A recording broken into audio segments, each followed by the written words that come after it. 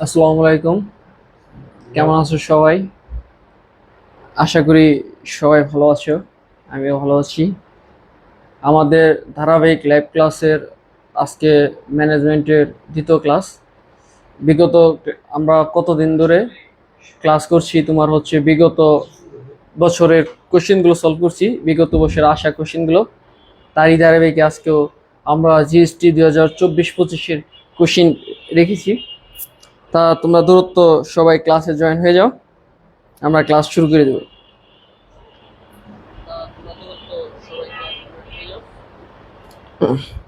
আর আমার প্রথমে আমার কথা কে কে বুঝতে পারছো একটু জানাও কমেন্ট করে।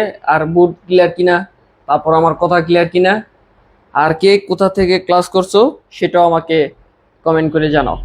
আর তোমাদের রেসপন্স আমাকে ক্লাস করতে উৎসাহ দিবে এবং আমার ক্লাসে আরো ভালো করার অনুপ্রেরণা দিবে। দ্রুত তোমরা ক্লাসে জয়েন হয়ে যাও আর সবাই ক্লাসটা শেয়ার দিবে। আমিও শেয়ার দিই বিভিন্ন গ্রুপে।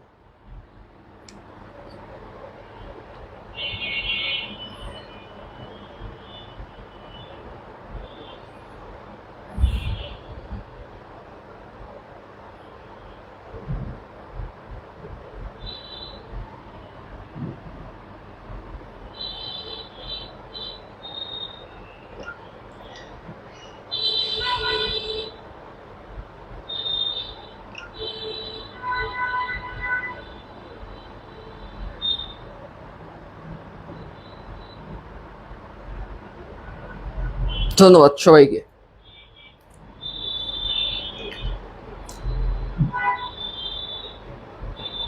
আচ্ছা, প্রথম কোশ্চিনে আমি যাচ্ছি, সবাই একটু দ্রুত জয়েন হয়ে যাও।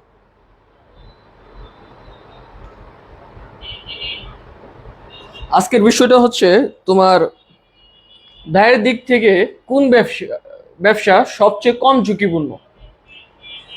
ব্যয়ের দিক থেকে কোন ব্যবসা কম ঝুঁকিপূর্ণ।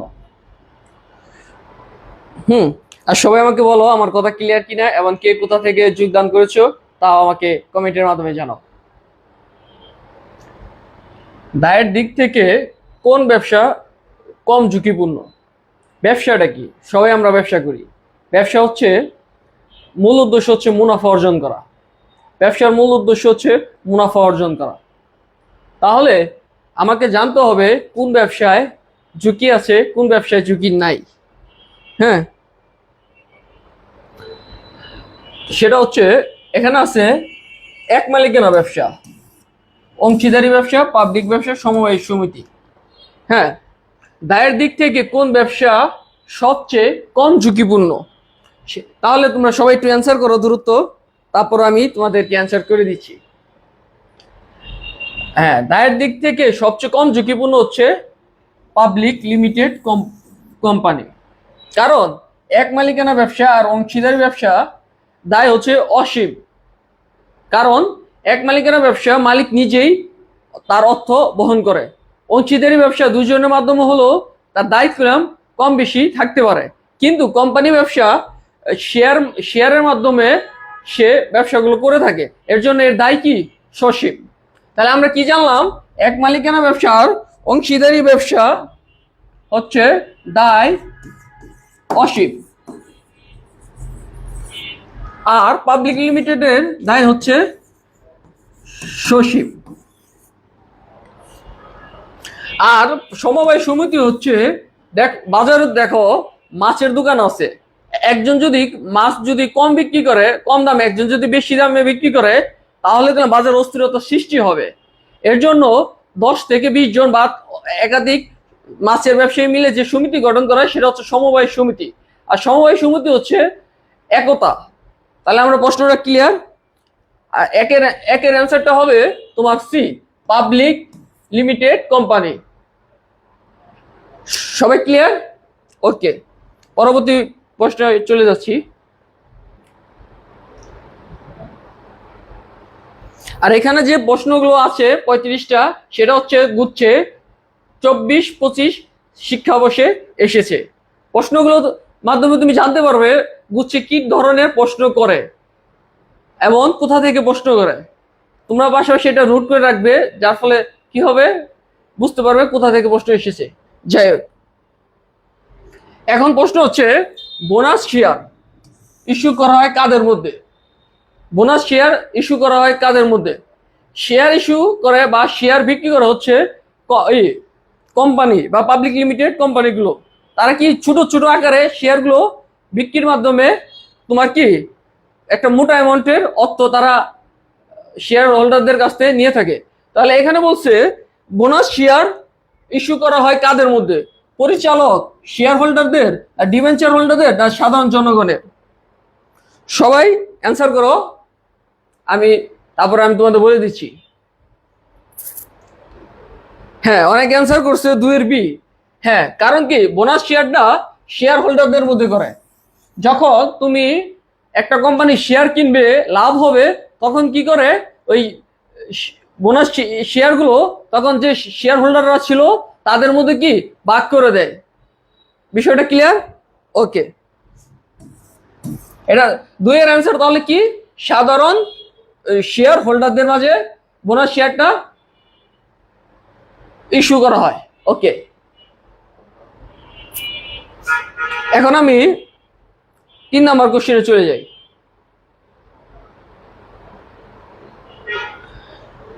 3 নাম্বার কোশ্চেনটা হলো ট্রেডমার্ক নিবন্ধনের মেয়াদ সীমা আইন অনুযায়ী কত বছর? ট্রেডমার্ক প্যাটার্ন, এখান থেকে তোমার কোশ্চেন আসে, 1 থেকে 2টা মার্ক আসে। ট্রেডমার্ক নিবন্ধের মেয়াদ সীমা আইন অনুযায়ী কত বছরে? সবাই অ্যান্সার করো। 3 নাম্বার কোশ্চেন, 5 বছর, 7 বছর, 10 বছর, 15 বছর? কি অ্যান্সার হবে একটু সবাই অ্যান্সার করো। ট্রেডমার্ক নিবন্ধন মেয়াদ সীমা আইন অনুযায়ী কত বছর? সবাই অ্যান্সার করো দ্রুত। হ্যাঁ, অনেক অ্যান্সার করছে 3-এর বি। হ্যাঁ, 7 বছর হচ্ছে ট্রেডমার্ক নিবন্ধের আইন অনুযায়ী। হ্যাঁ, ট্রেডমার্ক তোমার হচ্ছে 7 বছর, আর প্যাটার্ন হচ্ছে 15 বছর বা সর্বোচ্চ 20 বছর। আর ট্রেডমার্ক আইন হচ্ছে 2009 সালে। ট্রেডমার্ক আইন হচ্ছে 2009 সালে। এই ট্রেডমার্ক আইন হচ্ছে 2009 সালে। আর প্যাটার্ন আইনটা হচ্ছে প্যাটেন্ট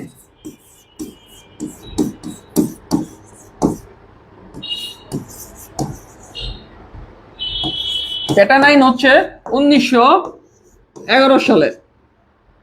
তাহলে আমরা জানতে পারলাম কি ট্রেডমার্ক আইন হচ্ছে সর্বোচ্চ 7 বছর, আর 2009 সালে হচ্ছে ট্রেডমার্ক আইন করা হয়।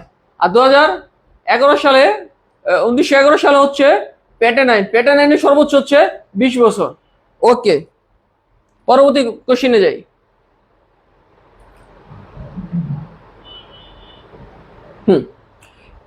পরবর্তী কোশ্চেন হলো উৎপাদিত পণ্যের মান নিয়ন্ত্রণের জন্য কোন প্রতিষ্ঠান কাজ করে?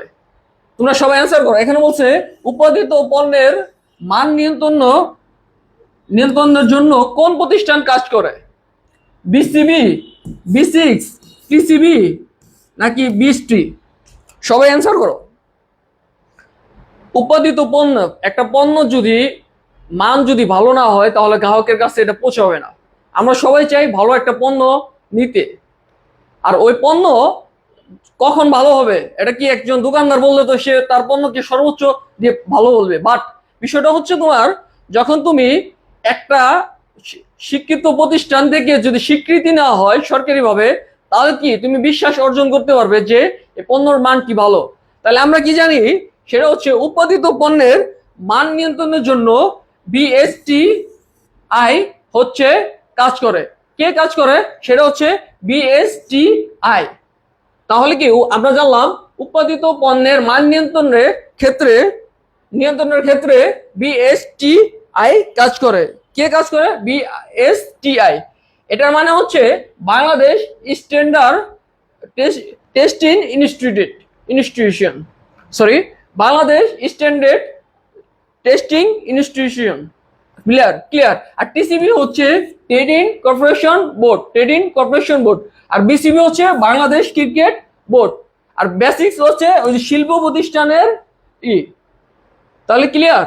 আমরা কি জানলাম? উৎপাদিত পণ্যের মান নিয়ন্ত্রণ কোন প্রতিষ্ঠান করে? সেটা হচ্ছে বিএসটিআই। বিএসটিআই হচ্ছে বাংলাদেশ স্ট্যান্ডার্ড টেস্টিং ইনস্টিটিউশন। ওকে, ক্লিয়ার। আর সবাই আমাকে ক্লাস যদি ভালো লেগে থাকে তাহলে ক্লাসটা শেয়ার দিয়ে অথবা তোমার বন্ধুকে মেনশন দিয়ে ক্লাসে নিয়ে আসতে পারো। তাহলে কি হবে? তুমিও শিখলে, তোমার বন্ধুও শিখলে। তাই আমার অনুরোধ থাকবে, ক্লাস যদি ভালো লেগে থাকে ক্লাসটা অধিক থেকে অধিক শেয়ার এবং কমেন্ট করে রেসপন্স করার জন্য। ওকে,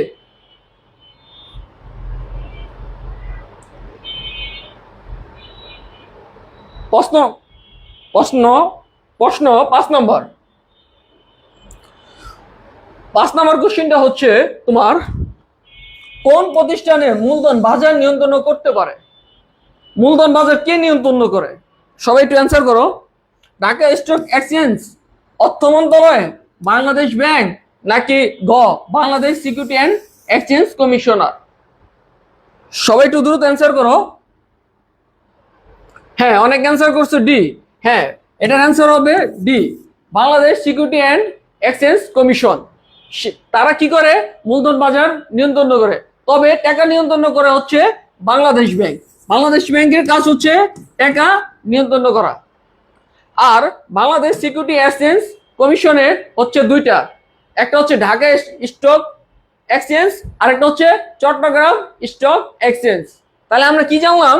Bangladesh security and exchange commission হচ্ছে দুটি। কয়টি? দুইটি। একটা হচ্ছে ঢাকা আর একটা হচ্ছে চট্টগ্রাম। হ্যাঁ, বিষয়টা clear. Bangladesh security and exchange commission হচ্ছে দুইটি, একটা হচ্ছে ঢাকা স্টক এক্সচেঞ্জ আর একটা হচ্ছে চট্টগ্রাম স্টক এক্সচেঞ্জ। ওকে, পরবর্তী কোশ্চেন।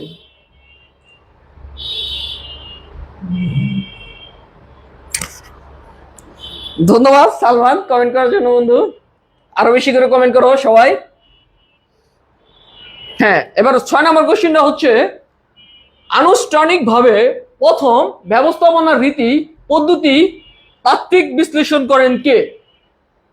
দেখো, আনুষ্ঠানিকভাবে প্রথম ব্যবস্থাপনা তাত্ত্বিক বিশ্লেষণ করেন কে? দেখো, ব্যবস্থাপনা নীতি নিয়ে এগুলো সেকেন্ড পেপারে যে অধ্যায়গুলো আছে ব্যবস্থাপনা রীতি, ওইগুলো একগুলো আছে, পরিকল্পনা, নিয়ন্ত্রণ, তারপরে পেশনা, সমন্বয়, তারপর এগুলো হচ্ছে কি ব্যবস্থাপনা নীতি, মানে ব্যবস্থাপনা নীতির মধ্যে পড়ে।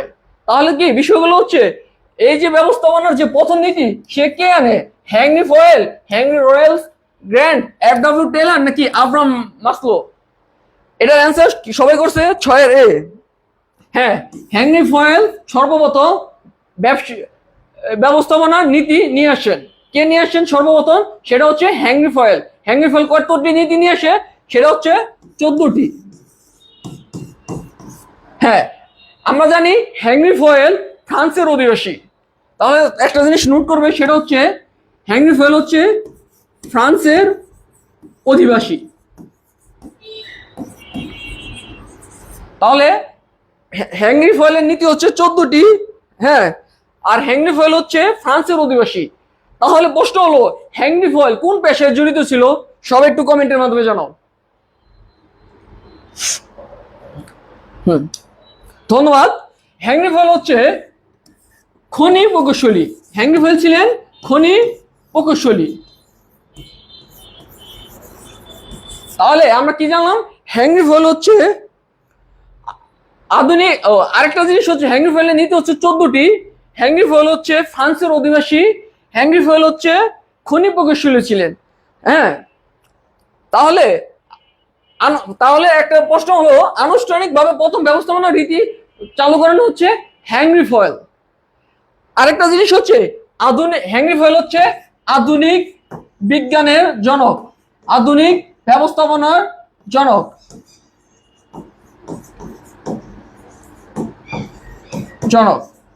দেখো, একটা প্রশ্ন থেকে, একজন ব্যক্তি থেকে কতগুলো প্রশ্ন আমরা জানতে পারলাম। জানলাম কি হেনরি ফয়েলের নীতি হচ্ছে 14টি, হেনরি ফুয়েল হচ্ছে আধুনিক ব্যবস্থাপনার জনক, হেনরি ফুয়েল হচ্ছে খনি প্রকৌশলী, হেনরি ফুয়েল হচ্ছে ফ্রান্সের অধিবাসী। তাহলে দেখো এই প্রশ্নটা হচ্ছে 24-25 সেকশনে এসেছে। তাহলে কি এই প্রশ্ন এই রিলেটেড যদি প্রশ্ন আসে তাহলে কি এগুলো আসবে? হ্যাঁ, হেনরি ফুয়েল কে, হেনরি ফুয়েল হচ্ছে কতটি নীতি, তারপর হেনরি ফুয়েল কোন দেশের অধিবাসী, তারপরে যে হেনরি ফুয়েল কি ছিলেন, এগুলোই আসবে। তাহলে ও এখানে আরেকটা আছে এফ.ডব্লিউ. টেলর, সরি, এফ.ডব্লিউর নীতি হচ্ছে 4টি, হেনরি ফুয়েলের নীতি ছিল 14টি, আর এফ.ডব্লিউর নীতি ছিল 4টি। এফ.ডব্লিউ নীতি ছিল 4টি। আর আমরা সবাই জানি এফ.ডব্লিউ হচ্ছে আধুনিক বিজ্ঞানের জনক, আধুনিক বিজ্ঞানের জনক। হেনরি ফুয়েল হচ্ছে সরি বৈজ্ঞানিক বিজ্ঞানের জনক, বৈজ্ঞানিক ব্যবস্থাপনার জনক। তাহলে এফ.ডব্লিউ. টেলর হচ্ছে বৈজ্ঞানিক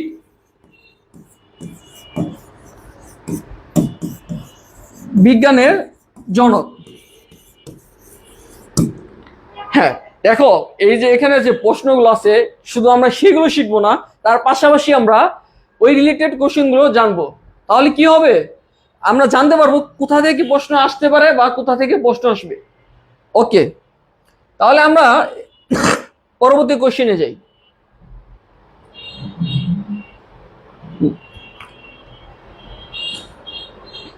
এখানে বলছে 7 নম্বর কোশ্চেন, সবাই একটু দেখি। সেটা হচ্ছে ব্যাংকিং এ 8টি জিএস এর পূর্ণরূপ কি? এটা সবাই অ্যান্সার করি। রিয়েল টাইম গ্রস সেটেলমেন্ট, না রিয়েল টাইম জেনারেল সেটেলমেন্ট, না র্যাপিড ট্রানজিশন গেটওয়ে সিস্টেম, নাকি র্যাপিড টাইম গ্রস স্টেশন? এখন প্রশ্ন হলো গুচ্ছে প্রশ্ন আসে কয়টা? 35টা। তাহলে 35টা প্রশ্নে একটা জিনিস আমি খেয়াল করছি, সেটা হলো 15 থেকে 20টা কোশ্চেন ইজি আসে, এটা এভারেজে সবাই পারে একটু বললে। আর তার মধ্যে হচ্ছে 5টা কোশ্চেন একটু সরি 5টা কোশ্চেন তোমার একটু হচ্ছে হার্ড আসে, যেটা তোমরা স্কিপ করতে পারো, আর যারা স্ট্রিম লেভেলে পড়ালেখা করে তারা অ্যান্সার করতে পারবে। হ্যাঁ, আর ওখানে দেখো 5টা কোশ্চেন তোমার ফিন্যান্স, ব্যাংকিং, মার্কেটিং পার্ট থেকে আসে। হ্যাঁ, এতে আবার ভয়ের কিছু নাই। তোমরা দেখবা তোমার বইয়ে ম্যানেজমেন্ট বই রিলেটেড যে ফিন্যান্স বা ব্যাংকিং, মার্কেটিং যে কোশ্চেনগুলো আছে ওইগুলো তোমরা করলেই বুঝতে পারবে ওই কোশ্চেনগুলো কি মূলত দিয়ে থাকে। যেমন এই কোশ্চেনটা তোমার ব্যাংকিং থেকে এসেছে। দেখো তাহলে একটা জিনিস নোট করে রাখো, জিএসটিতে ব্যাংকিং এর কোশ্চেন আসে। দেখি জিএসটিতে ব্যাংকিং এর কোশ্চেন আসে।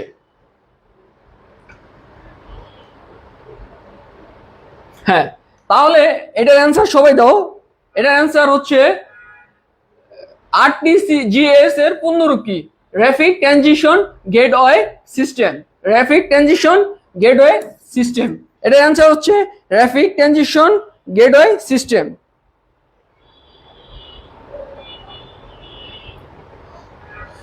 হ্যাঁ, এটার অ্যান্সার একজন দিচ্ছে rapid transition gateway system, but এটার অ্যান্সার হবে real time gross settlement, real time gross settlement. এটা হচ্ছে রাইট অ্যান্সার। যে তুমি সি এর নাম্বার অ্যান্সার করেছো তাদের অ্যান্সার ভুল হয়েছে। এটা সঠিক অ্যান্সার হচ্ছে real time gross settlement, real time gross settlement. যারা এই অ্যান্সারটা করেছো সবার অ্যান্সার হয়েছে। পরবর্তী কোশ্চেন, দুঃখিত।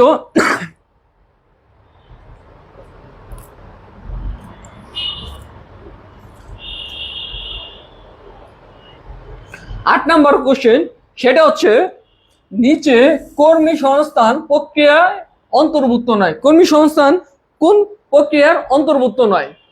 আবেদনপত্র বাছাই করা, বিজ্ঞাপন, প্রশিক্ষণ, উৎসাহ নির্ধারণ। দ্রুত সবাই অ্যান্সার করবে। নিচে কোনটি কর্মী সংস্থানের প্রক্রিয়ার অন্তর্ভুক্ত নয়?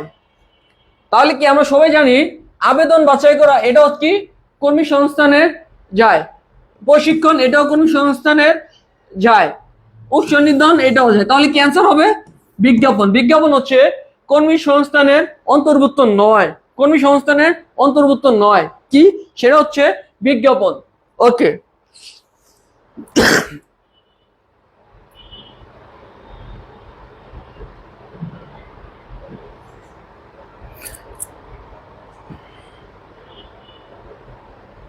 এবার 9 নম্বর কোশ্চিন, বাংলাদেশে কত সালে সমবায় সমিতি বিধিমালা চালু করা হয়? বাংলাদেশে কত সালে সমবায় সমিতি বিধিমালা চালু করা? 2001, 2003, 2004, 2010।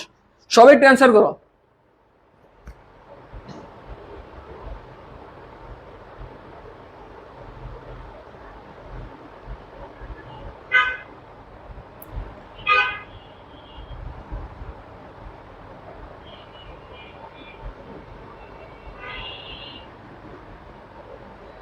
ভেরি গুড, সবার অ্যান্সার হয়েছে।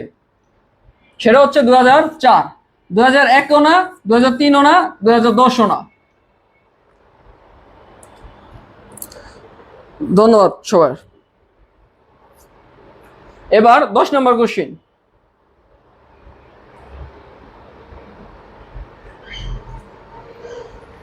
10 নম্বর কোশ্চিন হচ্ছে জেস্টিন শব্দটি জড়িত কার সাথে? জীবন বীমার সাথে, অগ্নি বীমার সাথে, নৌ বীমার সাথে, শস্য বীমার সাথে। জেস্টিন শব্দটি জড়িত, এটা হচ্ছে তোমার ব্যাংকিং এর কোশ্চেন। দেখছো তোমার ম্যানেজমেন্টে কি আমরা খেয়াল করতেছি কি, ম্যানেজমেন্ট কোশ্চেনের ভিতর কি ফিনান্সের কোশ্চেন, ব্যাংকিং এর কোশ্চেন, এবার মার্কেটিং এর কোশ্চেনও আসবে। তাহলে জেস্টিং শব্দটি জড়িত কোনটির সাথে? জীবন বীমার সাথে, অগ্নি বীমার সাথে, নাকি নৌ বীমার সাথে? এটার অ্যান্সার হবে নৌ বীমার সাথে।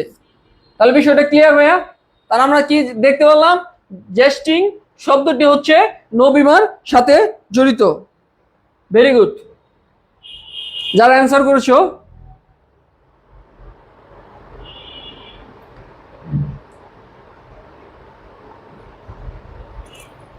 এবার 11 নম্বরটা, সেটা হচ্ছে একটি ব্যবসার শর্ট বিশ্লেষণে ও দ্বারা কি বোঝানো হয়? অবজেক্টিভস, অবস্টাকেলস, অপরচুনিটিস, নাকি ওভারকাম?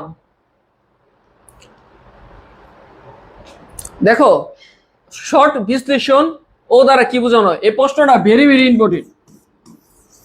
এই প্রশ্নটা প্রচুর ইম্পর্টেন্ট, কারণ কি এই প্রশ্ন তোমার হচ্ছে বিগত বছরে এসেছে, এমনকি সামনে যে এক্সাম আসবে সেখানেও আসার সম্ভাবনা খুবই খুবই। তাহলে সবাই অ্যান্সার করো। হ্যাঁ, অনেক অ্যান্সার করছো, ধন্যবাদ। ও অপরচুনিটি, অপরচুনিটি, অপরচুনিটিস, শর্ট বিশ্লেষণে ও দ্বারা বোঝানো হয়েছে অপরচুনিটিস। হ্যাঁ, তাহলে এই শর্টের পূর্ণরূপ আছে আমার, শর্টের পূর্ণরূপ হলো ওতে যদি অপরচুনিটি হয় তাহলে এসে কি, ডাব্লুতে কি, এবং টিতে কি? এসে হচ্ছে স্ট্রেন্থ,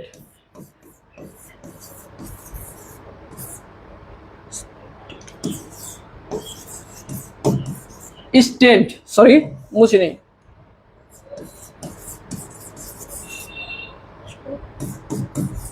স্ট্রেন্থ। আর ডাব্লুতে হচ্ছে উইকনেস।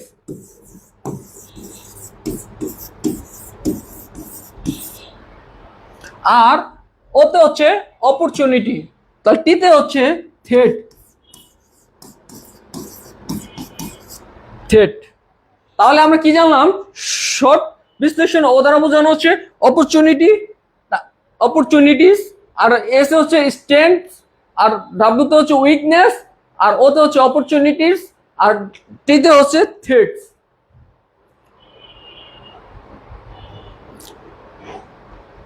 এবার একটা মজার বিষয় হলো কি হচ্ছে, তুমি যদি তোমার অ্যাডমিশন জার্নিতে, হ্যাঁ, এই শর্টটা কেমন গুরুত্বপূর্ণ তা কি জানো? তোমার অ্যাডমিশন জার্নিতে শর্ট কেন গুরুত্বপূর্ণ? শুধু শর্টে যে 4টা বিষয় আছে সেটা প্রত্যেকটা স্টুডেন্টের জন্য গুরুত্বপূর্ণ। দেখো, তুমি যদি তোমার স্ট্রেন্থ, এসে যদি স্ট্রেন্থ না জানো তাহলে তুমি বুঝবে না তোমার অ্যাডমিশনে কোথায় শক্তিশালী জায়গা। ডাব্লু তো উইকনেস, তোমার কি অ্যাডমিশন দিলে বা যারা পড়ালেখা করতেছে এখন তোমাদের জানতে হবে তোমার স্ট্রেন্থ জায়গা কোথায়, উইকনেস কোথায়, কোথায় অপরচুনিটি আছে এবং থ্রেট আছে। এই 4টা বিষয় যদি তোমার নোট ডাউন করে যদি তুমি তোমার টেবিলে রাখো তাহলে কি হবে?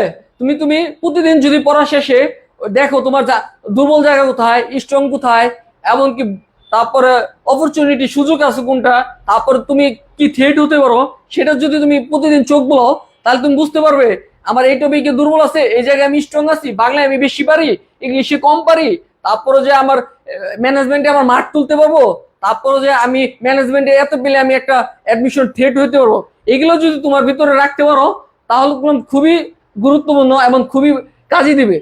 কারণ এই স্ট্রেংথস, অপরচুনিটি এন্ড থ্রেটস এটা শুধু ম্যাথ এই কোশ্চেনেই নয়, তোমার বাস্তব লাইফে অ্যাপ্লাই করতে হবে, তাহলে তুমি কি সফল হবে।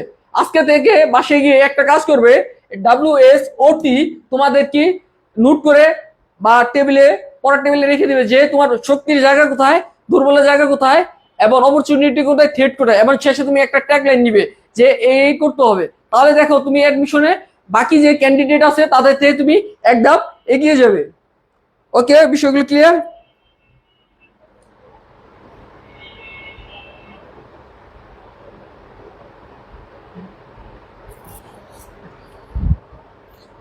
হ্যাঁ মাহবুব, থ্রেটের স্পেলিং ভুল। ওকে, আমার স্পেলিং মিস্টেক হতে পারে, লেখা বা কম বেশি হতে পারে বটে, বাট তোমরা ঠিক করে লিখবে। ওকে, এবার প্রশ্ন হচ্ছে পার্থক্য সরি পার্থক্যমূলক মজুরি প্রত্যার বিবর্তন কে? Henry Fayol, Laurie Gantt, FW Taylor, নাবলু মাসন। কে? সবাই একটু অ্যান্সার করে দ্রুত। পার্থক্যমূলক মজুরি প্রত্যার বিবর্তন করেন কে? দ্রুত অ্যান্সার করো। Henry Fayol, Henry Lawrence Gantt, FW Taylor, Abraham Maslow. এটার অ্যান্সার কি হবে? FW Taylor. FW টেলর হচ্ছে পার্থক্যমূলক মজুরির প্রবর্তন। পার্থক্যমূলক মজুরির প্রবর্তন হচ্ছে FW টেলর। ওকে,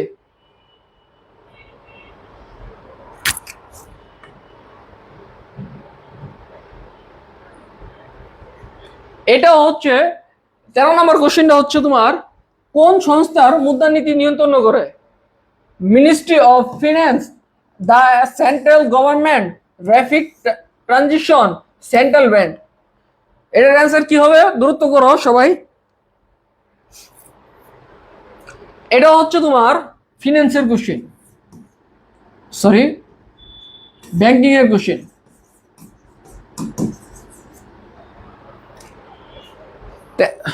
এখন 13 নম্বর কোশ্চেন চলছে, সবাই 13 নম্বর কোশ্চেন অ্যান্সার করি। কোন সংস্থা মুদ্রানীতি নিয়ন্ত্রণ করে? মুদ্রানীতি নিয়ন্ত্রণ করছে সেন্ট্রাল ব্যাংক। সেন্ট্রাল ব্যাংক, এটার অ্যান্সার হবে সেন্ট্রাল ব্যাংক। মুদ্রা নিয়ে কাজ করে কে? Central bank. ওকে,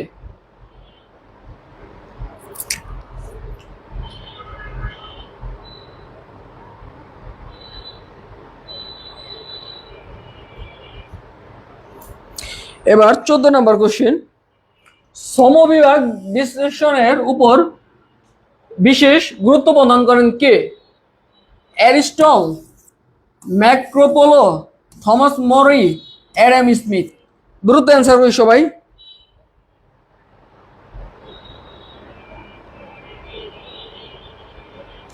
সমবিভাগ ও বিশ্লেষণের উপর গুরুত্ব প্রদান করেন কে? হ্যাঁ, অনেক অ্যান্সার দিছো, অ্যাডাম স্মিথ। হ্যাঁ, অ্যাডাম স্মিথ হচ্ছে কারেক্ট অ্যান্সার। এখন প্রশ্ন হলো, অ্যাডাম স্মিথ হচ্ছে অর্থনীতির জনক।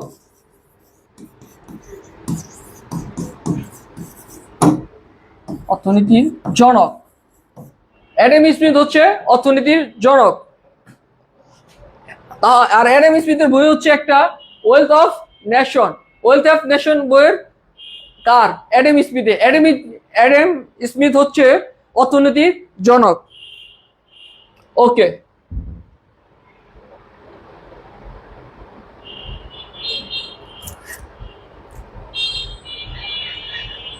এবার 15 নম্বর প্রশ্ন হচ্ছে, নিচের কোনটি কার্যকর সংগঠনের বৈশিষ্ট্য নয়? নিচের কোনটি কার্যকর সংগঠনের বৈশিষ্ট্য নয়? তাহলে কি শ্রমের স্পষ্ট বিভাজন, নমনীয় দায়িত্বপন্ন, ভূমিকা ও কর্তৃত্বের অস্পষ্টতা, সমন্বয়। তাহলে এটার অ্যান্সার কি হবে? দ্রুত করো সবাই।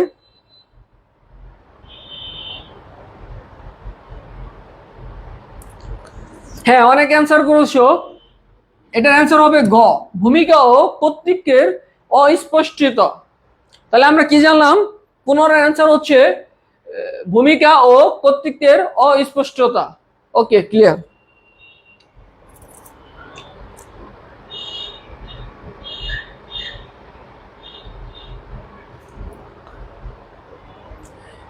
চোদ্দ নম্বর কোশ্চেন, যে নেতা কর্মীদের স্বাধীনভাবে কাজ করতে দেয় এবং কর্মীর কাজে কোনরূপ কর্তৃক আরোপ করে না, তাকে কি বলে? গণতান্ত্রিক নেতা, লাগামহীন নেতা, কর্মচারী স্বৈরাচারী নেতা, নাকি অংশগ্রহণমূলক নেতা? হ্যাঁ, এটার অ্যান্সার হবে যে নেতা কর্মীদের স্বাধীনভাবে কাজ করতে দেয় এবং কর্মীদের কাজে কোনরূপ অংশগ্রহণ আরোপ করেন না, সেটা হচ্ছে লাগামহীন নেতা। সেটা হচ্ছে লাগামহীন নেতা। সেটা হচ্ছে লাগামহীন নেতা। গণতান্ত্রিক চিন্তা, যেটা যে লিডার 10 জন কর্মীর মতামত নেয়ার মাধ্যমে যে সিদ্ধান্ত দেয়, সেটা হচ্ছে গণতান্ত্রিক নেতা। আর লাগামহীন হচ্ছে, ধরো তুমি একটা কাজ একটা কর্মীর দেওয়া হয়েছে, কিন্তু যে মালিক তিনি হচ্ছে কর্মীদেরকে জোরপূর্বক কোনো চাপ প্রয়োগ বা কোনো কিছু করেনি, তার পূর্ণ স্বাধীনতা দিচ্ছে, ওইটা হচ্ছে লাগামহীন নেতা। আর স্বৈরাচারী হচ্ছে কি, একজন মালিক বললো তোমাকে আজকে অফিসে 24 ঘন্টা ডিউটি করতে হবে, তুমি কি বাধ্য 24 ঘন্টা ডিউটি করতে, সেটাই হচ্ছে স্বৈরাচারী নেতা। আর অংশগ্রহণমূলক নেতা হচ্ছে তুমি ধরো একটা কাজ মালিকের করতে হবে, এমনকি সকলকে নিয়ে কাজটা করছে এবং অংশগ্রহণমূলক, সেটাই হচ্ছে অংশগ্রহণমূলক নেতা। ওকে,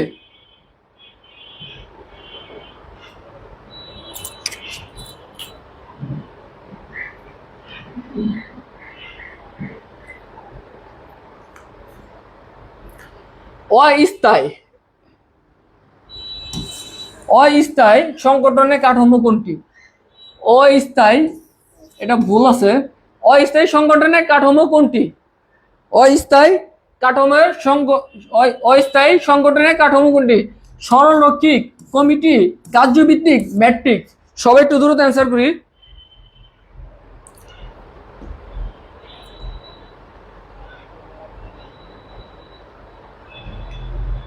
হ্যাঁ, অনেকে অ্যান্সার করেছো কমিটি। হ্যাঁ, কমিটি হচ্ছে সঠিক অ্যান্সার। অস্থায়ী সংগঠনের কাঠামো কোনটি? সেটা হচ্ছে কমিটি। ওকে,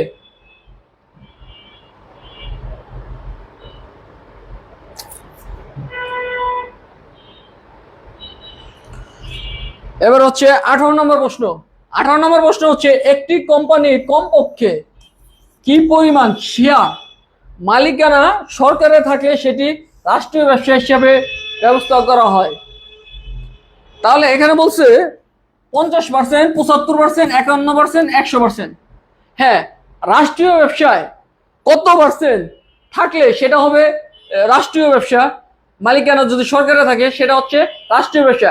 আর সর্বনিম্ন কত পার্সেন্ট জনগণের কাছে থাকে, সেটা হচ্ছে, অনেক অ্যান্সার করছো সি। হ্যাঁ, 51% থাকবে কি সরকারের কাছে, আর 49% হচ্ছে জনগণের কাছে শেয়ার থাকবে। তাহলে এটা হচ্ছে কি রাষ্ট্রীয় ব্যবসা। রাষ্ট্রীয় ব্যবসা 51% থাকবে সরকারের কাছে এবং 49% থাকবে, 49% থাকবে জনগণের কাছে। এটা হচ্ছে রাষ্ট্রীয় ব্যবসা। যখন 51% শেয়ার যদি রাষ্ট্রের কাছে থাকে সেটা হবে রাষ্ট্রীয় ব্যবসা, আর জনগণের কাছে থাকবে 49%। ওকে,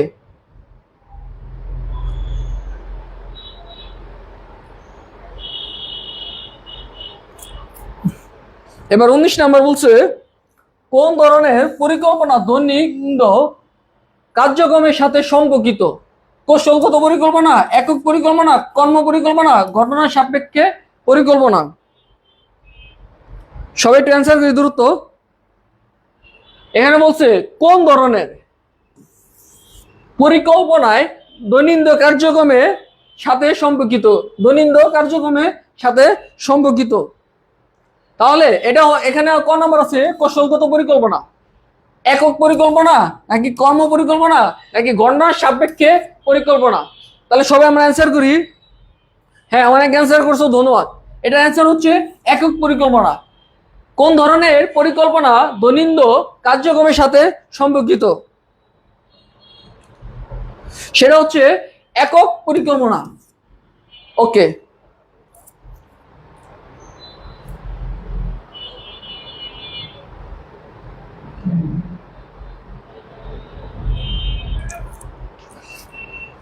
এবার হচ্ছে MIC পুনরূপ কি?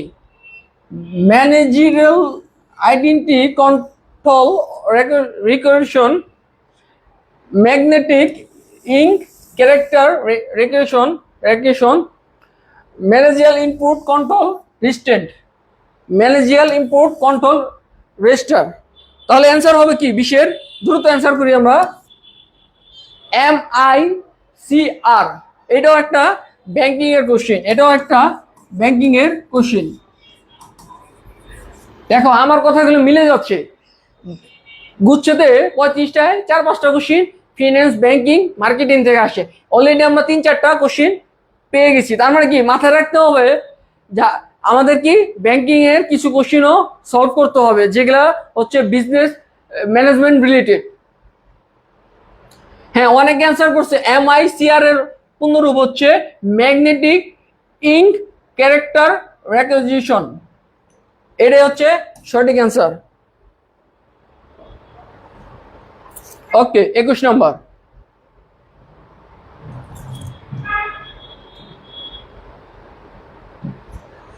মানব সম্পদ কোন ধরনের পরিকল্পনা? মানব সম্পদ কোন ধরনের পরিকল্পনা?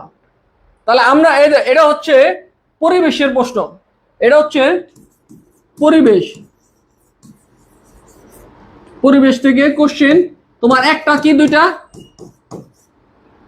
মাস্ট থাকে ভার্সিটিতে। মানে এটা হচ্ছে ইম্পর্টেন্ট একটা টপিক। যে ব্যবসার যে পরিবেশ আছে, এই পরিবেশ থেকে কি একটা দুইটা পরিবেশের উদাহরণ বা একটা দুইটা কোশ্চেন তোমার প্রতি বছর এসে থাকে।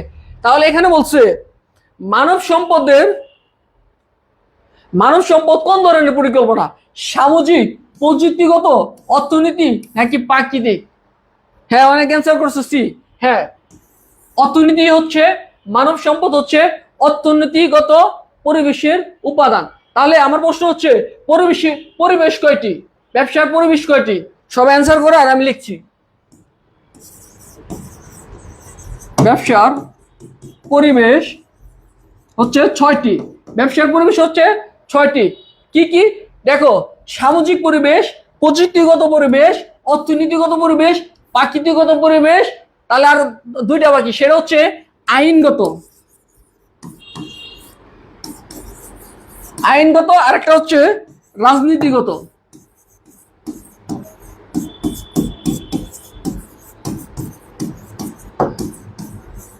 হ্যাঁ, মানব সম্পদ হচ্ছে অর্থনৈতিকগত পরিবেশের উপাদান, আর ব্যবসার পরিবেশ হচ্ছে 6টি।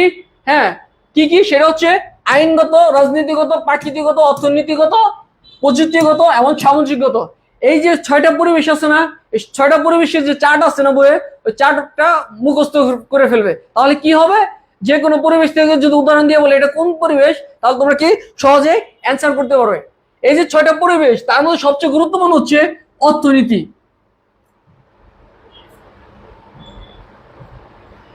সবচেয়ে গুরুত্বপূর্ণ হচ্ছে অর্থনীতি, তারপর হচ্ছে আইনগত, তারপর হচ্ছে এই সামাজিক। এই 3টা হচ্ছে খুবই গুরুত্বপূর্ণ। আর হচ্ছে রাজনীতি। এই যে 4টা আছে, এই 4টা পরিবেশই তোমার খুবই গুরুত্বপূর্ণ। এখন এই 4টা পরিবেশ নিয়ে,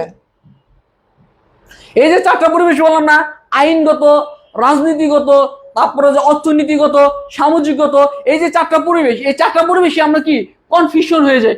কারণ কি? এটা কি অর্থনীতি এবং রাজনীতি, অর্থনীতি এবং সামাজিক, এই যে পরিবেশ কোনটা হবে, এটা কনফিউশনের কারণ কি? মুখস্থ না থাকলে কনফিউশন হবে। আবার রাজনীতি এবং আইনগত, আগে ছিল আইনগত, পরে আছে রাজনীতি। এখন অনেকে প্রশ্ন আসে রাজনীতি হবে নাকি আইনগত, কারণ সিমিলারিটি দুইটা বিষয় হচ্ছে সিমিলার, একই। এই কারণে কি হয় আমরা কনফিউশন হয়ে যাই, এই কারণে আমরা যে চারটা আছে বইয়ে ওই চারটা আমরা মুখস্থ করে ফেলবো। ওকে, আর পরিবেশ থেকে বরাবরে একটা থেকে দুইটা কোশ্চেন আসে, তার জন্য আমরা পরিবেশের 6টা পরিবেশের 4টা পরিবেশ অবশ্যই মুখস্থ করব।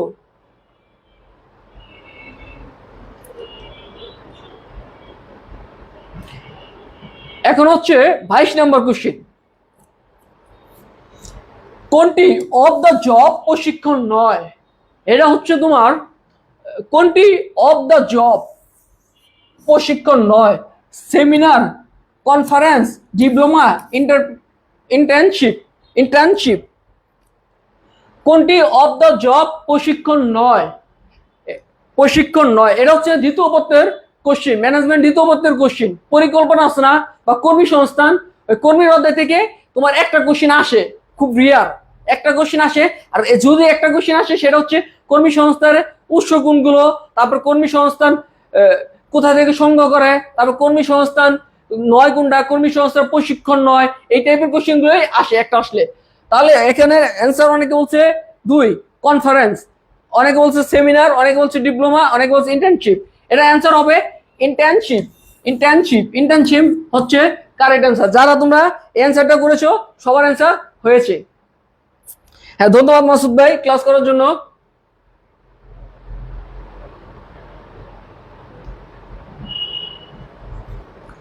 এবার আসি 23 নম্বর কোশ্চেন। 23 নম্বর কোশ্চেন হচ্ছে সব ম্যানেজমেন্ট গ্রন্থটি রচনা করেন কে? এফ.ডব্লিউ. টেলর, হেনরি ফেরেল, অ্যান্টন মেও, মেরি প্যাকার্ড। সব ম্যানেজমেন্ট গ্রন্থটি রচনা করেন কে? দ্রুত অ্যান্সার করো সবাই।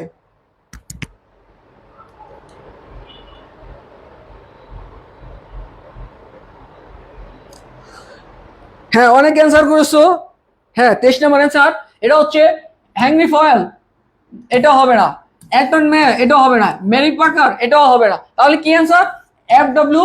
টেলর হচ্ছে সব ম্যানেজমেন্টের লেখক।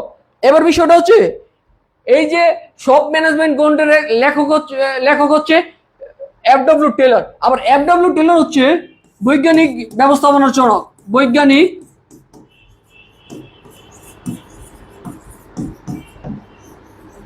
ব্যবস্থাপনার জনক হচ্ছে এফ.ডব্লিউ. টেলর। আর আবার একটা প্রশ্ন হচ্ছে আমি বলেছিলাম, সেটা হচ্ছে এফ.ডব্লিউ. টেলরের হচ্ছে 4টি নীতি।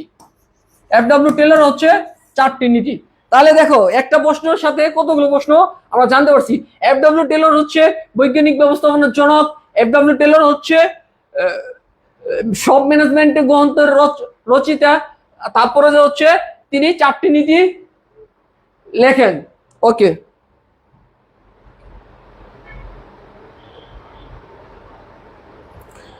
আর আমি আবার বলি তোমরা ক্লাসগুলো শেয়ার দিয়ে এবং তোমার বন্ধু বান্ধবদের মেনশন করো এবং বেশি থেকে বেশি কমেন্ট করো। আর কারো কোথাও যদি বুঝতে সমস্যা হয়, কথা, তারপরে স্পষ্টতা, তারপরে বোর্ডের লেখা বা ভাই এটা বুঝতেছি না, আমাকে কমেন্টের মাধ্যমে জানাবে, তাহলে আমি তোমাদের বিষয়গুলো ক্লিয়ার করে দেব।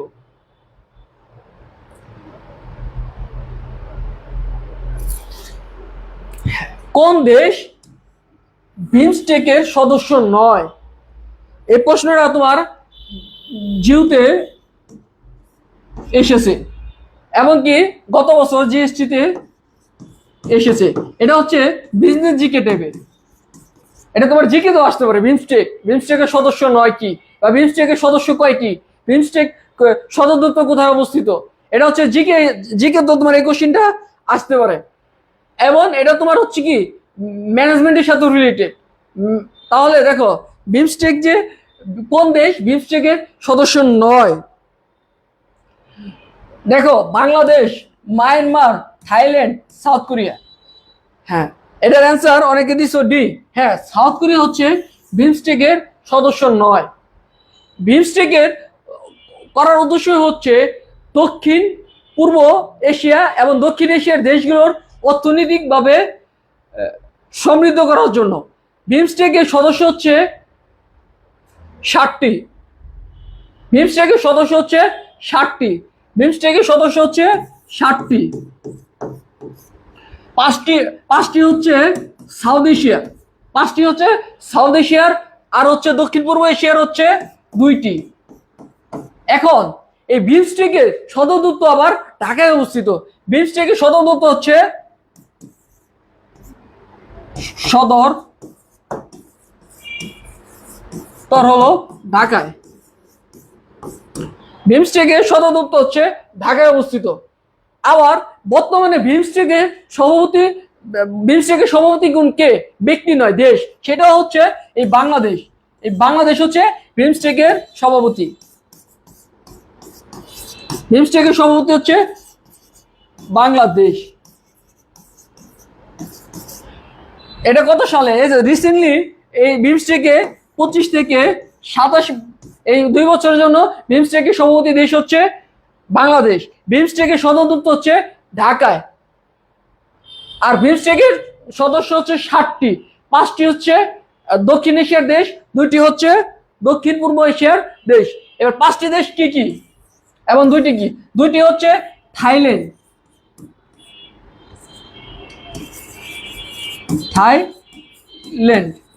আর একটা হচ্ছে মায়ানমার। এবার এই যে 5টা দেশ হচ্ছে বাংলাদেশ, ভারত, নেপাল, ভুটান। বাংলাদেশ, ভারত, নেপাল, ভুটান, থাইল্যান্ড আর মায়ানমার। তাহলে দক্ষিণ এশিয়ার কোন দেশগুলো অন্তর্ভুক্ত নয় বিমস্টেকে? দক্ষিণ এশিয়ার হচ্ছে 2টা দেশ অন্তর্ভুক্ত নয়, সেটা হচ্ছে তোমার মালদ্বীপ আর পাকিস্তান কি বিমস্টেকের সদস্য নয়। তোমার এখন এখানে হয়তো দেওয়া আছে সাউথ কোরিয়া কি বিমস্টেকের সদস্য নয়, তোমার দিয়ে দিল ভারত, সরি, মালদ্বীপ আর পাকিস্তান হচ্ছে বিমস্টেকের সদস্য নয়। তাহলে মালদ্বীপ দিল আর বাকি যে বিমস্টেকের 3টে সদস্য দেশ দিল। তাহলে তুমি অ্যান্সার করবে কি? মালদ্বীপ বা পাকিস্তান হচ্ছে বিমস্টেকের সদস্য নয়। দক্ষিণ এশিয়ার 2টা দেশই সদস্যভুক্ত নয়, সেটা হচ্ছে মালদ্বীপ আর পাকিস্তান। আর বিমস্টেকের সদস্য হচ্ছে 60টি: বাংলাদেশ, ভারত, নেপাল, ভুটান, মায়ানমার ও থাইল্যান্ড। বিমস্টেকের লক্ষ্য হচ্ছে একটাই, সেটা হচ্ছে দক্ষিণ পূর্ব এবং দক্ষিণ এশিয়ার দেশগুলোর অর্থনীতিভাবে উন্নয়ন করা। বিমস্টেকের সদর দপ্তর ঢাকায় অবস্থিত। বিমস্টেকের বর্তমান সভাপতি হচ্ছে বা সভাপতি দেশ হচ্ছে বাংলাদেশ, যেটা হচ্ছে 2025 থেকে 2027 সালে। এই মেয়াদের আগের মেয়াদে ছিল বিমস্টেকের সভাপতি দেশ ছিল নেপাল। ওকে, আমাকে বলো কে কোথা ক্লিয়ার কিনা এবং কে কোথা থেকে দেখছো?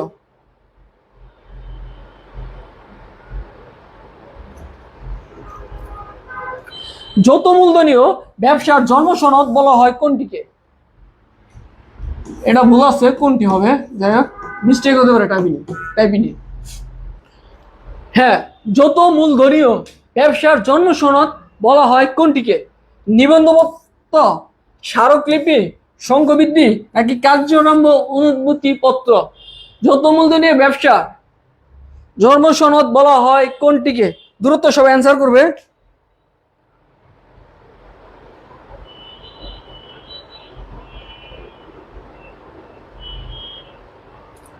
হ্যাঁ, অনেক অ্যান্সার করেছো ক, এটাই হবে অ্যান্সার।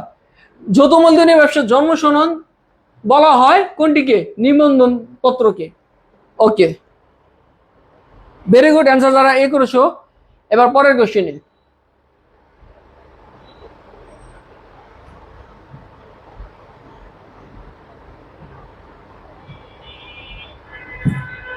ছাব্বিশ নম্বর কোশ্চেন। কোন দক্ষতাটি সকল প্রকার ব্যবস্থাপনার জন্য সমানভাবে প্রয়োজন? কারিগরি, যোগাযোগ, মানব সম্পদ, ধারণাগত? কোন দক্ষতাটি সকল প্রকার ব্যবস্থাপকের জন্য সমানভাবে গুরুত্বপূর্ণ? সেটা হচ্ছে মানব সম্পদ। এক দেশের, আমাদের দেশে জনসংখ্যা হচ্ছে পৃথিবীর 8ম দেশ। আমরা কি জানলাম? আমাদের দেশ হচ্ছে জনসংখ্যার দিক দিয়ে পৃথিবীর 8ম দেশ। আমাদের যে জনবল রয়েছে, এই জনবলরে যদি আমরা মানব সম্পদে রূপান্তর করতে পারি, তাহলে কি দেশের অর্থনীতি কি স্বাবলম্বী হবে। এখন আমাদের দেশে কোনো কর্মসংস্থান নাই, আমরা আমরা যদি কারিগরি শিক্ষা বা বিভিন্ন শিক্ষার মাধ্যমে যদি মানব সম্পদে রূপান্তর করতে পারি, তাহলে কি আমাদের দেশ অর্থনৈতিকভাবে ভালো হবে? তাহলে কি এটার অ্যান্সার হবে কোন দক্ষতাটি সকল প্রকার ব্যবস্থাকে জন্য সমানভাবে দরকার, সেটা হচ্ছে মানব সম্পদ। সেটা হচ্ছে মানব সম্পদ। ওকে, যারা অ্যান্সার করেছো ধন্যবাদ সবাইকে।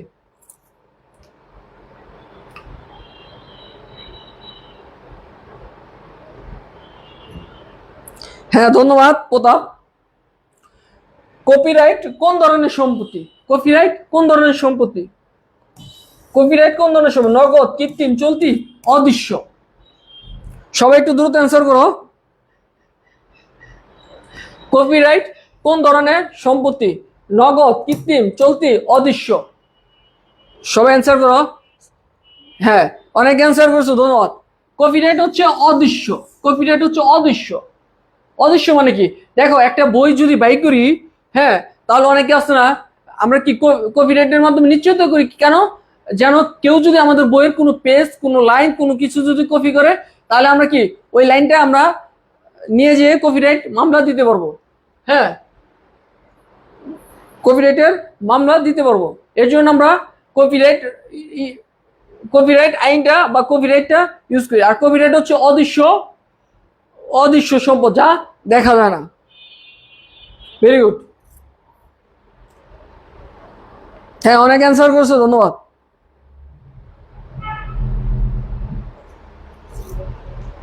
এবার 28 নাম্বার, পদমর্যাদা হতে যে নেতৃত্ব সৃষ্টি হয় তাকে কি বলে?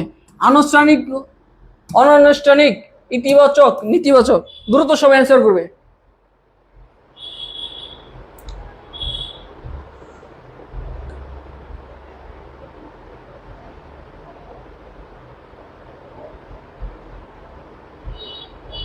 হ্যাঁ, অনেকে অ্যান্সার করেছো। আনুষ্ঠানিক হবে নাকি অনানুষ্ঠানিক হবে, নাকি ইতিবাচক হবে না নেতিবাচক হবে? এটার অ্যান্সার হচ্ছে আনুষ্ঠানিক। আনুষ্ঠানিক হচ্ছে পদমর্যাদা হতে যে নেতৃত্ব সৃষ্টি হয় তাকে নেতৃত্ব কি বলে, কি নেতৃত্ব বলে? সেটা হচ্ছে আনুষ্ঠানিক। আনুষ্ঠানিক হচ্ছে অ্যান্সার। যারা তোমরা আনুষ্ঠানিক অ্যান্সার করেছো ধন্যবাদ সবাইকে। এবার 29 নম্বর কোশ্চিন, সমবায়ের সাফল্য ভিত্তি কি? সমবায়ের সাফল্যর ভিত্তি কি? এই প্রশ্নটা জিএসটি 24, 25 এবং সিউ কুমিল্লা ইউনিভার্সিটি। এই কোশ্চেনটা সমবায় থেকে যদি কোশ্চেন আসে, তাহলে এই কোশ্চেনটাই বরাবর এসে থাকে। তাহলে সমবায় সমিতির সাফল্যের ভিত্তি কি? একতা, সাম্য, নৈকট্য, বন্ধুত্ব। সমবায়ের মূল উদ্দেশ্য হচ্ছে একতা।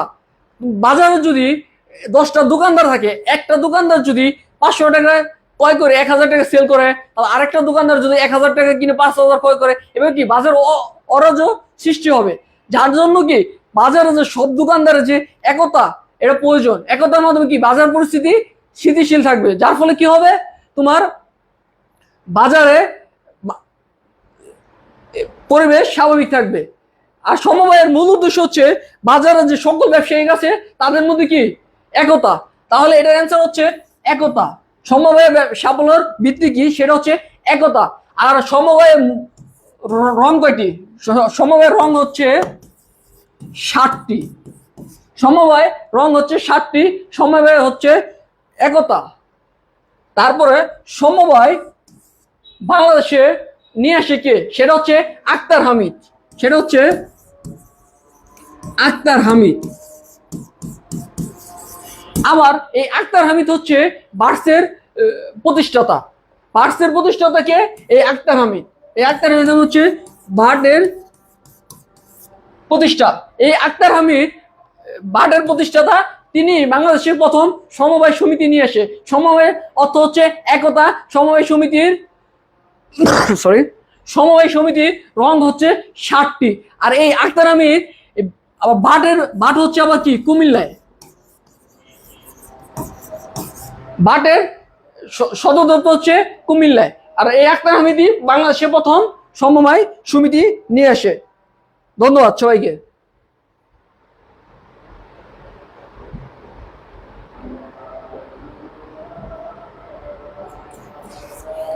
হ্যাঁ 60টি অ্যান্সার, ওইটার অ্যান্সার হবে 60টি রং, সরি সমবায় সমিতির রং হচ্ছে 60টি। এবার হচ্ছে নিচে কোনটি সমগণ্য শিল্প? পোশাক, কৃষি, খনিজ, ওষুধ। সবাই অ্যান্সার করি আমরা।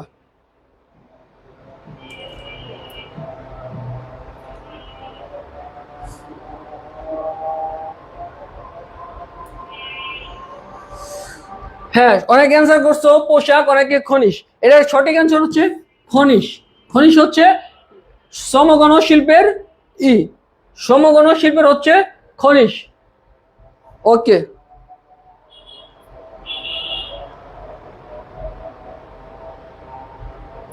না পোশাক হবে না। নিচে কোনটি সমগণের শিল্প? এটা হচ্ছে খনিজ, এটা হচ্ছে খনিজ।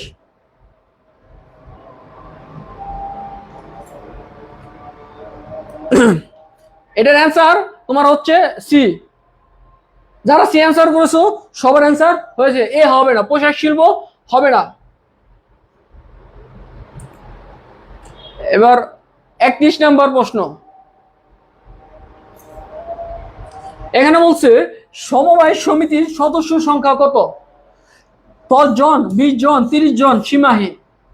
তাহলে আমরা কি জানি সমবায় মত হচ্ছে একতা, সমবায়ের রং হচ্ছে 60টি। সমবায় বাংলাদেশ আক্তার হামিদ, আক্তার হামিদের প্রতিষ্ঠান হচ্ছে বার্ডস, বার্ডসের অবস্থিত কোথায়? সেটা হচ্ছে কুমিল্লায়। আর সমবায় সমিতির রং হচ্ছে 60টি। এখন প্রশ্ন হলো সমবায় সমিতির সদস্য সংখ্যা কটি? 10টি, 20টি, 30টি, সীমাহীন। সমবায় সমিতির সদস্য সংখ্যা সীমাহীন। কারণ কি? এটার কোনো নির্দিষ্ট সংখ্যা নাই। এটা তুমি 20 জন নিয়ে করতে পারো, 30 জন নিয়ে করতে পারো, তবে সর্বনিম্ন 20 থেকে 30 জন। এই 20 থেকে 30 জন হচ্ছে সর্বনিম্ন। বুঝতে পারছো? আবার যদি অংশীদারি ব্যবসার ক্ষেত্রে যাও সেটা হচ্ছে 2 থেকে 3 জন সর্বনিম্ন। বুঝতে পারছো? আর এক মালিকানা ব্যবসা হচ্ছে তুমি মালিক নিজেই, মালিক হচ্ছে নিজে। আর কোম্পানির ব্যবসার ক্ষেত্রে হচ্ছে কি শেয়ার দ্বারা তোমার কি অংশীদার করা হয়, শেয়ার দ্বারা কি সদস্য সংখ্যা নির্ণয় করা হয়। তাহলে আমরা কি জানলাম? সমবায় সমিতির সদস্য সংখ্যা হচ্ছে সীমাহীন। ওকে,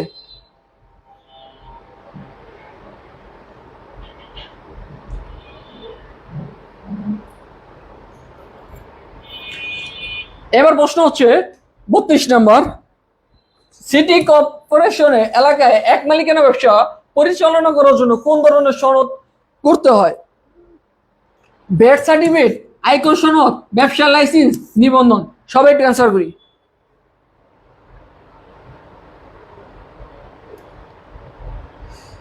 সমবায় সিটি কর্পোরেশন এলাকায় এক মালিকানা ব্যবসা পরিচালনার জন্য কোন ধরনের সনদ সংগ্রহ করতে হয়?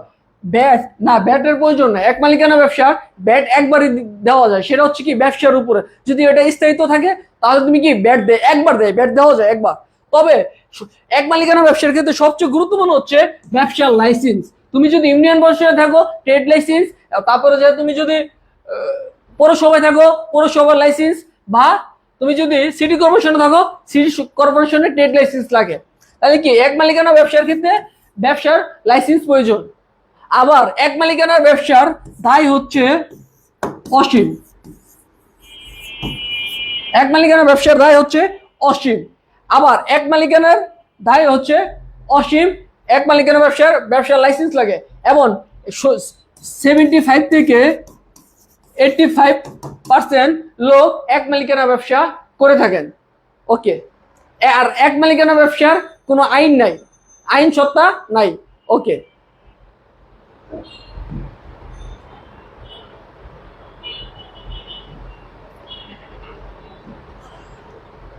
নিরপেক্ষ আচরণ ব্যবস্থাপনা কোন নীতিকে সমর্থন করে? ব্যবস্থাপনার নীতি কয়টি? 14টি। কার নীতি? হেনরি ফয়েলে। ব্যবস্থাপনার নীতি হচ্ছে 14টি।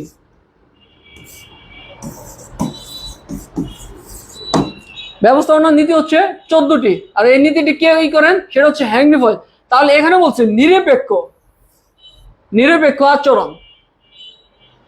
14টা নীতি তোমরা ভালো করে মুখস্থ করবে বা ভালো করে বুঝবে, যেন যদি প্রশ্ন আসে এটা দুইজনের মধ্যে ভালো সম্পর্ক বা ঊর্ধ্বস্থ কর্মকর্তা নিম্নস্থ কর্মকর্তা, তারপরে যে সাম্য মানে ব্যালেন্স রাখা, এইসব বিষয়গুলো কি তুমি যদি জানো তাহলে যদি দেয় প্রশ্ন এটা কোন নীতির অন্তর্ভুক্ত তাহলে সহজে অ্যান্সার করতে হবে। তাহলে এটার অ্যান্সার হচ্ছে নিরপেক্ষ আচরণ করা। সরি, এখানে হচ্ছে নিরপেক্ষ আচরণ ব্যবস্থাপনার কোন নীতিকে সমর্থন করে? সেটা হচ্ছে অনেক অ্যান্সার করেছে নিরপেক্ষতা, এটা কোন নীতিকে আচরণ করে? হ্যাঁ, এটা হচ্ছে সাম্য, মানে কি একতা। তুমি যদি সাম্য না থাকে, ছেলেদের যদি বেশি দেয় মেয়েদের কম দেয়, বা মেয়েদের বেশি দেয় ছেলেদের কম দেয়, তাহলে কি আমাদের এটা সাম্য থাকবে না, কি সমান অধিকার থাকবে না। আর নিরপেক্ষ আচরণও করা হবে না। নিরপেক্ষ আচরণ করতে হলে তোমাকে কি করতে হবে? সেটা হচ্ছে সাম্য নীতি অনুযায়ী করতে হবে। ধন্যবাদ।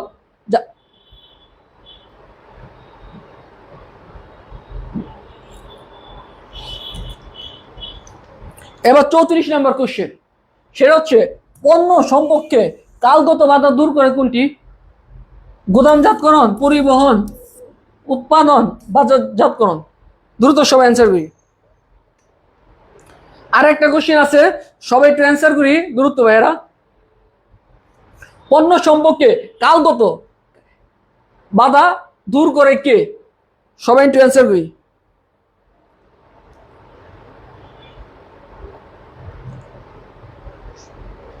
হ্যাঁ, অনেক অ্যান্সার করছে এ, এটাই হবে অ্যান্সার। কারণ পণ্য সম্পর্কে কালগত মানে কি সময়ের যে গুরুত্বটা সেটা হচ্ছে গুদামজাতকরণ করে। স্থানগত দূর করে কে? এটা হচ্ছে স্থানগত, সেটা হচ্ছে পরিবহন। উৎপাদন আর বাজারজাতকরণ করেন কে? বাজারজাতকরণ হচ্ছে বাণিজ্য কি বাজারজাতকরণ করা হয়। তাহলে দেখো, গুদামজাতকরণ হচ্ছে কালগত বাধা দূর করে, আর পরিবহন হচ্ছে স্থানগত বাধা দূর করে, আর গুদামজাতকরণ হচ্ছে, তাহলে অ্যান্সার।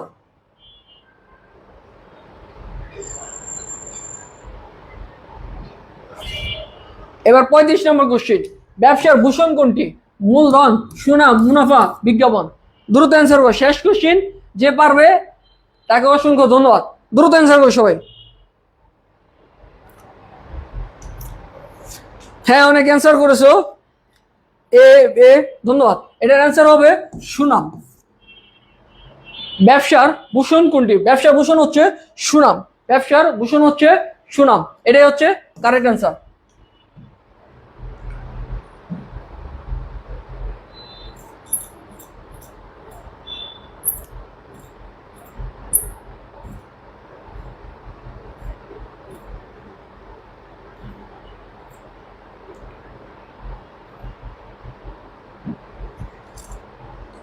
ধন্যবাদ সবাই ক্লাস করার জন্য। হ্যাঁ, আর আজকে যে 35টা কোশ্চেন ছিল ওখানে গুচ্ছের 24-25 শিক্ষাবর্ষের ছিল। এই কোশ্চেন রাখার কারণ হচ্ছে, তুমি যদি গুচ্ছের গত বছরের প্রশ্নটা খেয়াল করো তাহলে তুমি বুঝতে পারছো 5টা কোশ্চেন, 5 থেকে 6টা কোশ্চেন কি তোমার ফিনান্স, ব্যাংকিং এবং মার্কেটিং থেকে আসে। 2 থেকে 3টা হচ্ছে জনকের থেকে আসে। তাহলে কি বুঝতে পারলা? আমার 2 থেকে 2টা হচ্ছে হার্ড আসে। তাহলে তুমি যদি ম্যানেজমেন্ট প্রথমত দ্বিতীয়ত ভালো করে যদি পড়ো তাহলে তুমি 20টা কোশ্চেন ইজিলি অ্যান্সার করতে পারবে, ইজিলি। আর যে 10-15টা কোশ্চেন থাকবে তার জন্য তোমাকে ম্যানেজমেন্টের, তারপরে যে মার্কেটিং, ফিনান্স, যেগুলো ম্যানেজমেন্ট রিলেটেড ওই কোশ্চেনগুলো তোমার পড়তে হবে। এবং জনকের অংশটা তোমাকে ভালো করে পড়তে হবে। জনকের যে 4টা দেওয়া আছে আমাদের, ওই 4টা পড়লে কি হবে, তোমার হচ্ছে জনকের 2 থেকে 3টা মার্ক কমন পাবে। আর আমাকে বলো আমার ক্লাসে কারো কোথাও সমস্যা আছে কিনা, এবং কেউ বুঝতে অসুবিধা আছে না, তাহলে আমি কমেন্টে জানাও, আমি তোমার ক্লাস শেষে সবার প্রশ্ন সলভ করে দেবো। ধন্যবাদ। আসসালামু আলাইকুম।